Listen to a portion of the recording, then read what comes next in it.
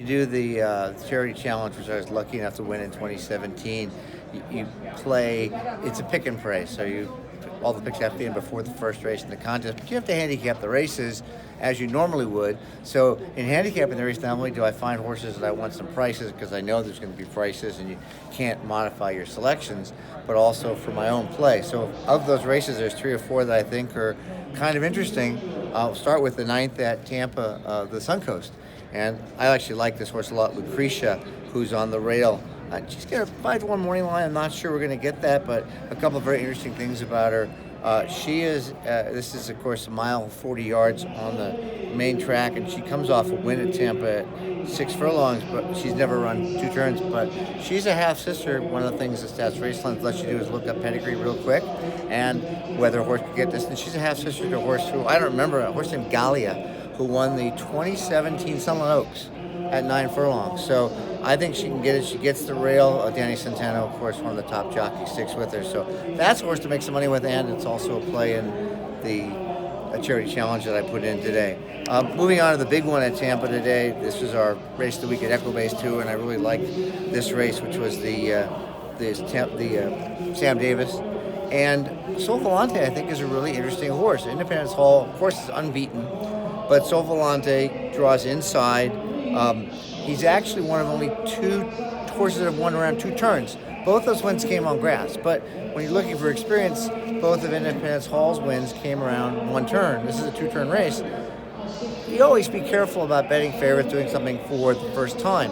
In this case, Sol Volante has won around 2 turns still on grass, but they took a shot on dirt last time out after the 2 wins on the turf in the Mucho Macho Man, and he ran a pretty credible 3rd. He was 7 lengths clear of the next horse in the race. I think he got a lot out of it. And in terms of Equibase speed figures, he's actually run faster than Independence Hall, even though they both ran slower in their first races as 3-year-olds. He still earned a 98 Equibase speed figure. Independence Hall earned a 94. Again, on the pedigree side, he's still going 2 turns on the dirt for the first time. So I looked up his pedigree. First of all, Eric Caracani, Breeders' Cup mile turf winner. He can get distance, don't know about the grass. But I looked at the dam side, and again, I didn't know anything about this horse. The only other foal of the dam is a horse named Explode, who went 6 for 12, won $250,000, and I don't follow it. He won a stakes race at Hastings.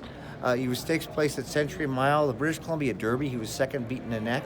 And so this was a really good 2-turn stakes winner on a minor circuit. So I'll take Sol Volante, who happens to be 8-1 morning line. That's a horse I use in the contest, but I would be betting as well. And Independence Hall, of course, used for exotics and stuff. Then a couple more. I think one of the last mandatories today, which is also in our contest, was the Thunder Road, which is the 7th at Santa Anita.